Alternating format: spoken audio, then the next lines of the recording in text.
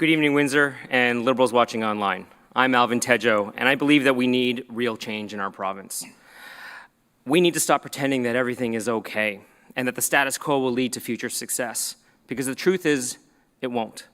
We're here tonight in southwestern Ontario, where during our party's 15 years in office, we had amazing investments and innovation throughout the region, but we also saw 300,000 good-paying, mortgage-supporting manufacturing jobs disappear from our province. And not just because of trade and globalization, which accounted for a quarter of those jobs, but because of automation and AI. We've opened new factories and have new innovations, but we're replacing thousands of workers with dozens, and it's only getting worse.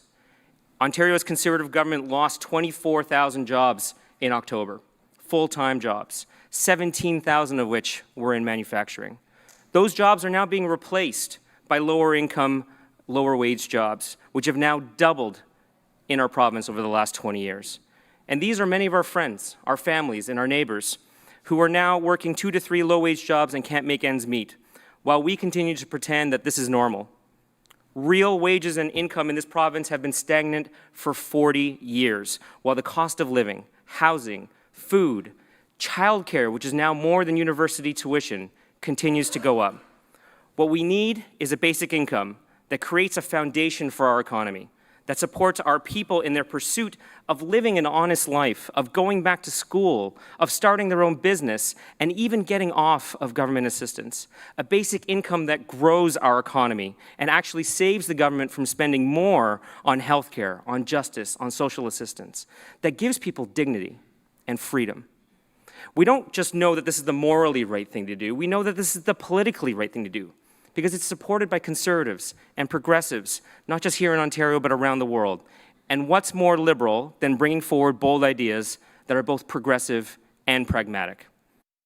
Creating more jobs alone will not eliminate poverty in Ontario. So the question is, what additional approaches would you champion to tackle poverty?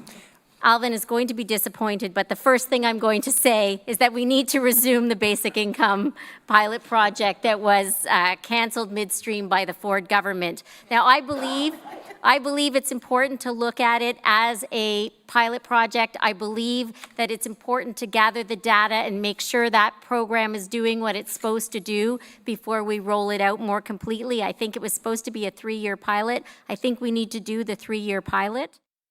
So I live in a neighborhood called Old East Village in London, and it's not unlike many neighborhoods here in Windsor.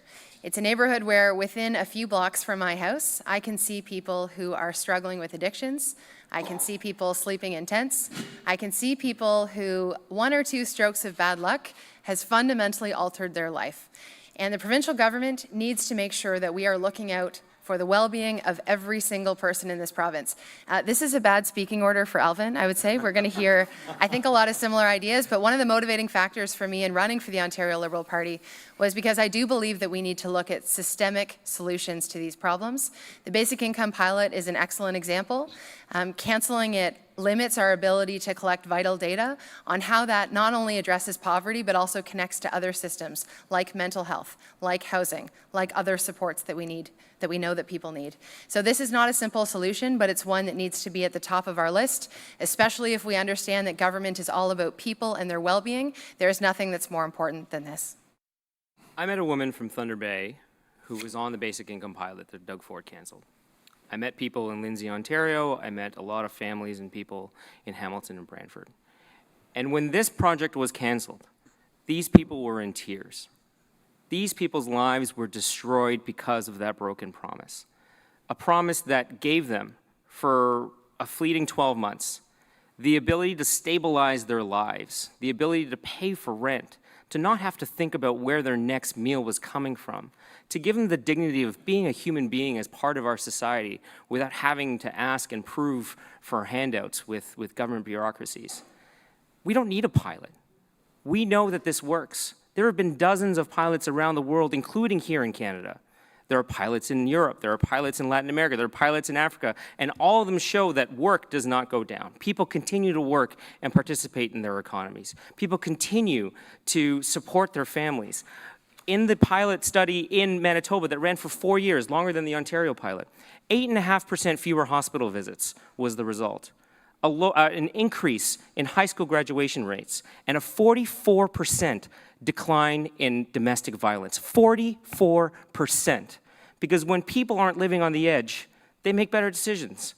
They have dignity and value to their lives, and they're moving forward. The Canada Child Benefit right now that the federal government has and is expanding is a version of a basic income. The guaranteed income supplement that we have for seniors is a version of basic income. We need to move forward on this, and we need to move forward on this now.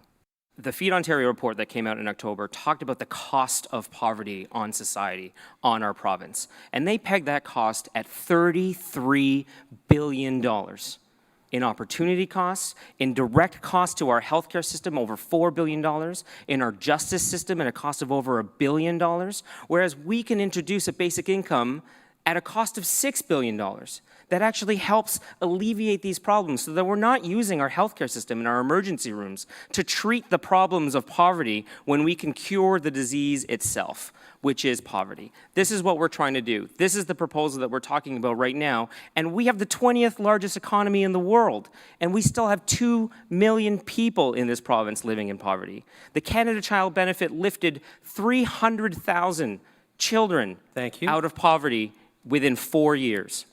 So, Alvin, I'm going to comment on the basic income, even though that's not my point for the 45 seconds, because I was at Ryerson University talking to students, and one of the things that they pointed out with the basic income pilot and program is that it's also for people who are going to face disruptions due to automation and the changing nature of work. So it's not just about breaking the cycles of poverty, it's about just continuity in our system and for people to have income to be able to continue to spend into the economy.